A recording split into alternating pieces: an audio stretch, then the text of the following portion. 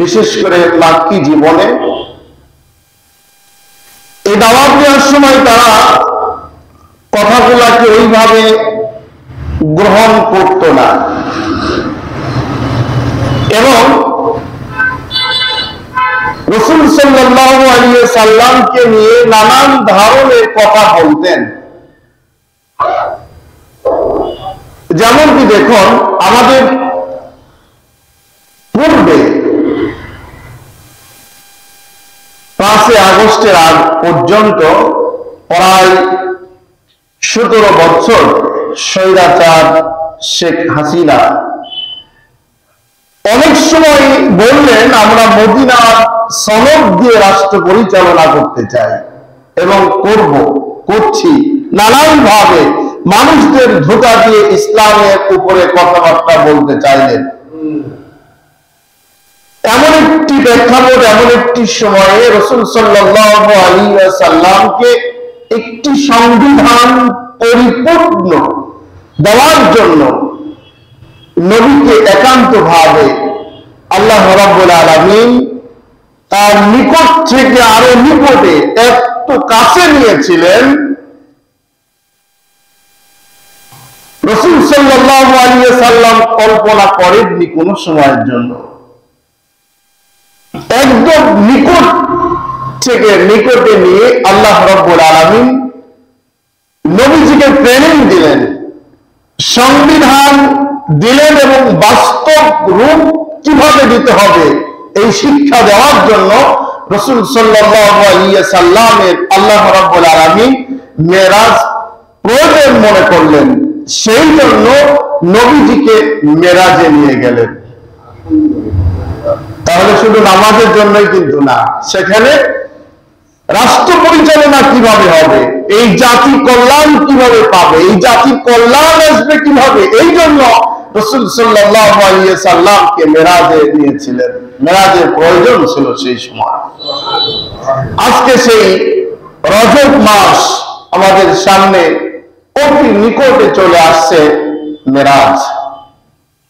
আরেকটি বিষয় হলো রাসূল সাল্লাল্লাহু আলাইহি ওয়াসাল্লাম মাহে রমজান আগমন উপলক্ষে রজব শাবান বেশি বেশি করে তওবা করতেন, নামাজ পড়তেন, মাগফিরাত কামনা করতেন আর দোয়া করতেন, রব্বুল আলামিন আমার জীবনের গুনাহগুলো মাফ করে দাও, আমাকে ক্ষমা করে দাও, আমাকে পবিত্র করে দাও, আমাকে সম্পূর্ণ গুনাহমুক্ত অবস্থায় মাহে রমজান পর্যন্ত হায়াত বাড়িয়ে দাও।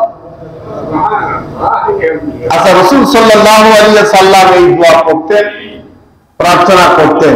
আমি আপনি কিন্তু করি না, কারণ আমার আপনার তরিকার যে জীবনে গুনাহ আছে নাকি সম্ভব। আমরা একার ব্যক্তি থাকার কারণে আমরা তো অর্ধেক জান্নাতে চলেই গেলাম, শুধুমাত্র মরতে বাকি জান্নাতে যাতে দেরি হবে না।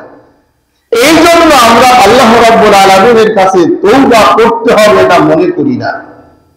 নবীজি যদি কমপক্ষে প্রতিদিন 100 বার তওবা করেন, আমাকে আপনাকে 100কে কয়েক কোটি গুণ দিয়ে একত্রিত করে কয়েক মিলিয়ন ডলার কোটি যদি আমরা তওবা করি, তারপরেও কি আল্লাহর কাছে আমরা নিকট থেকে আরো নিকটে যেতে পারবো? বলেন, পারবো না। কেন? আমাদের এটা বললে কেমন হয় জানি না, আমাদের পৃথিবীতে আসাটাই হলো একটা মিথ্যা প্রলোভন দিয়ে চলনাদি। কিভাবে? আমরা অনেকেই যারা আছি, এমনও সন্তান পৃথিবীতে আসছে, এমন মৃত্যুর পরে আপনার পৃথিবীতে আসার সময়, আসার পরে আমার কানে যে আযান দেওয়া, একামত দেওয়া, এই লোকটা পর্যন্ত ছিল না। এমন আছে না নাই বলেন? তাহলে ওই ব্যক্তি পৃথিবীতে আসলে আযান একামত কিন্তু শুনতে পাননি। বাপ দাদারাও ইসলামপন্থী ছিল না, ইসলামের রাস্তায় ছিল না। আমরা ইসলামকে যতটুকু মানতে পারছি, মানুষ দেখানোর জন্য হোক আর লোক দেখানো মানে সমাজে মেনটেন করে চলার জন্য হোক, আমরা কিছু না কিছু একটু ট্রাই করছি, দেখি।